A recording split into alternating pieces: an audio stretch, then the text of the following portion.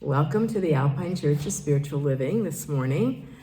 I want to thank you for being here, and if you are listening or watching on YouTube or another device, I just wanted to let you know that we appreciate your consciousness being part of our community. And so if we give you any sort of positive affirmations, any sort of positive energy, please go on our website, alpinechurchofspiritualliving.org, and hit the donate button and support us that way financially. I'm going to be reading the thought for the week, and those in the room at the bottom, when it's in bolded area, you can join me in saying that together. If the season of spring doesn't bring up thoughts of abundance, you'd better recheck your focus. Nature provides lavish abundance wherever we cast our eye, especially this April in Alpine after our glorious rains. Not only is nature thriving and producing, but humankind is being bountifully blessed in a myriad of ways, for humankind is yet another product of God's glorious grace. It is said that beauty is in the eye of the beholder. Ernest Holmes wrote, "What you are looking for, you are looking with." Our lives are reflections of our intentions, expectations, and overall consciousness. If we yearn for more beauty, more grace, more abundance of all good things, then we must place ourselves in the mode of receptivity. Giving and receiving are circular flows. As we give, so shall we receive. The truth of the matter is that nothing truly and totally belongs to us. This life and everything in it is on loan for the allotted time period we are given. When we enlarge our territory beyond our personal interests, beyond our bodies, beyond immediate circles, we enlarge our consciousness. Giving back to where we are fed spiritually makes the dramatic statement that we acknowledge life is bigger, more complex, and more abundant than we can ever imagine. Werner Heisenberg lived from 1901 to 1976, a German theoretical physicist and key pioneer of quantum physics, wrote, "Not only is the universe stranger than we think, it is stranger than we think." Take the time and opportunity this coming week to ponder the many blessings you experience day in and day out. Look to support with your time, talent, and treasure those avenues that feed your soul and uplift your consciousness. Give, pressed down and flowing over, and feel that joyous experience of truly being love and expression, for that is what you are today and always. Say with me, I am aware and truly grateful for the abundant blessings God continually gives me. I keep the flow of circulation moving through my affairs as I am blessed and am a blessing. So I am very grateful to be here and now. I am very grateful to know that I am an expression of love. I am grateful for my friends, my families, for all my relations. And I am grateful to give back to where I am fed. As we move through this month of April, I feel very blessed by the rains that we've had. Years and years of drought have plagued us, and now we have the opportunity to have that greenery in our presence. And yet I know that it's going to be short-lived because Mother Nature has that momentum, that consistency of change. Nothing stays stagnant, and if it does, it dies. And what does that do? That's change as well. I've been reading a lot lately about deepening our consciousness by letting go. Letting go of the demands of our egos, letting go of the small self, letting go of the monkey mind, letting go of the things that we think are so important, and yet many, many times there's a bigger picture out there than what we can know from the small place that we're at. Many times I think of us as little mice, and we have these tiny little whiskers, and we don't have the vision of the eagle that sees the bigger picture. So I was been reading Richard Rohr, And Rohr says, when Christianity aligns itself with power, which is the need to be right and always in control, isn't that our ego? There's simply very little room for the emptiness of faith. Good powerlessness, because there is also a bad powerlessness, allows you to fall into the hands of the living God. That was a quote. Fall into the hands of the living God is from Hebrews chapter 10, verse 31. You stop holding yourself up so you can be held. Think about that. We don't have to fight and claw and scratch and be in control. We can let go so that we can be held. You don't really do faith. It happens to you when you give up control and the steering of your ship. Faith hardly ever happens when you rush to judgment or seek too quick to a resolution of anything. Again, remember that when we want to be in control, we want to rush to judgment, to knowing what I need to do, and yet to have the faith of the infinite within us and around us takes that subtle idea of patience. You fall into it more than ever fully, choosing it, and only then do you know how grace, love, and God can sustain you and strengthen you at the very depth of your being. Our topic this morning is abundance, and I want to basically just highlight 3 main points, and I'm going to tell them to you right now from the get-go. The first one is there is abundance all around us, that God has supplied our every need. Every need that we have is supplied to us. The second point is as we grow in awareness and consciousness, we become willing to let and allow the divine to move through us. In other words, we have the faith of the unseen and trust when we look for good, that good looks for us.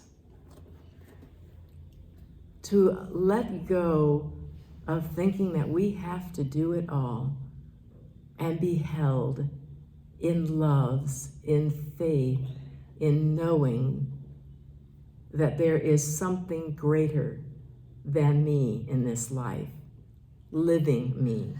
And the third point is giving and receiving your circular flows. As we give, we receive. So I want to go back to that first point. Do you believe that there's abundance all around you? Do you see that? Do you acknowledge that? There have been times, I am sure, in your life, though, where you haven't felt that way.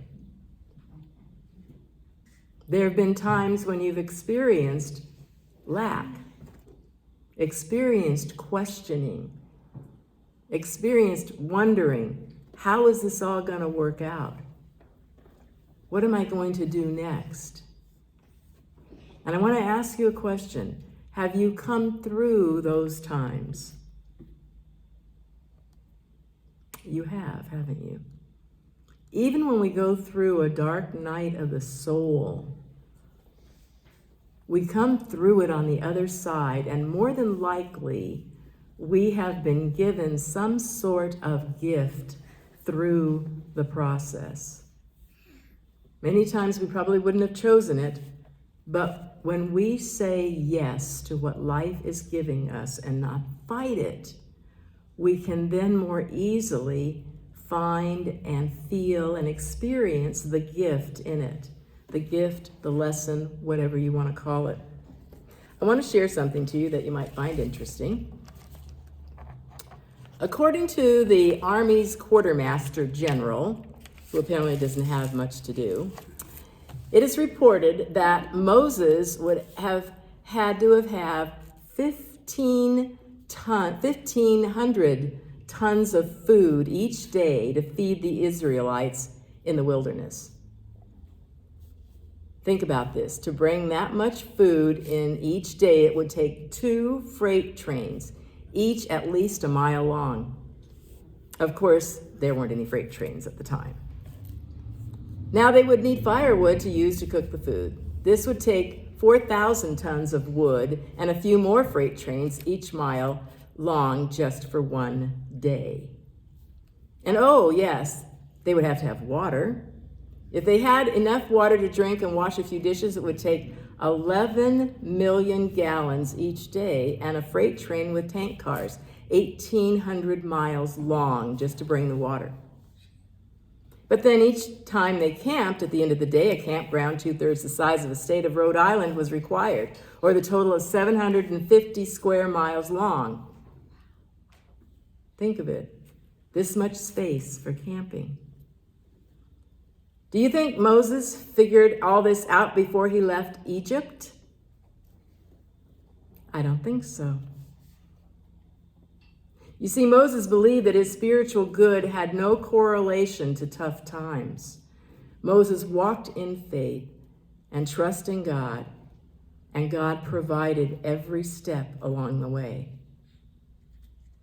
Now, I don't think that many of us have been called to moving a whole nation of people from the wilderness to the promised land. But each of us have been given our own set of marching orders, so to speak, in our lives, of what we are capable of doing. But what it takes is to allow ourselves to be used by, to be motivated by this infinite power that is in and through and around us. The second point leads me to the fact that God, the good, love, joy, peace, whatever that is for us. When we turn to it, what we are looking for, we are looking with, is Ernest Holmes' quote. We need to be in the mode of receptivity, of knowing that there is a greater power within me and around me that is so wanting to give me strength, encouragement, success. But what it takes is us stepping into that awareness and giving from our fullness. I don't talk much about tithing. I haven't done this in many years. But tithing to me is giving back the first 10% of your income, your fruits, to back where you are fed spiritually. And it took me a long time to get that practice down for myself. Because I had all these bills, I had all these things that needed to be paid. But I started with one step. I think I started with 5% and got the consistent giving from the first gifts. And then I moved to the 10%, and I guess I give over that too to lots of other organizations. But what you want to do is give from your fullness from the beginning. And I always give, the gross amount. Like I'll just tell you, I get about $3,000 from Social Security every month. So my tithe check is $303. Sometimes I give it to the church, sometimes I give it to lots of other places that feed me spiritually. But to me, it's fun to think about where have I been fed and how can I make out the check? How can I give back to what has been feeding me?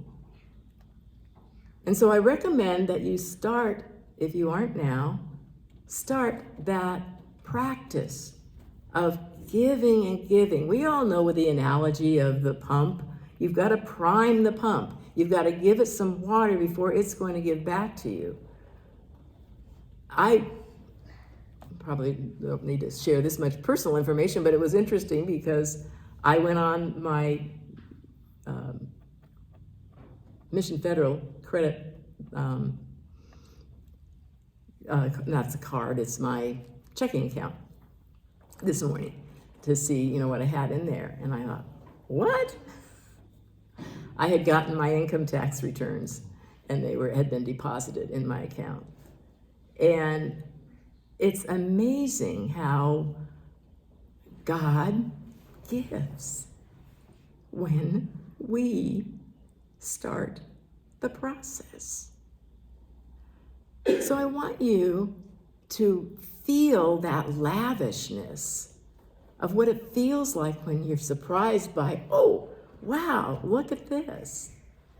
I can pay for my trip to Maui. I can pay for, whatever. So feel the joy of knowing that we have this life to live that is infinite in nature, and that God is providing for our every need. And what we want to do is give, pressed down, flowing over. I want to share with you, it's an abridged version of the 23rd Psalm. There was a Sunday school teacher that asked a group of children if anyone could cite and quote the entire 23rd Psalm. And a golden-haired 4.5-year-old girl was among them that raised her hand. A bit skeptical, the teacher asked if she could really quote the entire psalm. The little girl came to the front of the room, faced the class, made a cute little bow, and said, "The Lord is my shepherd. That's all I want."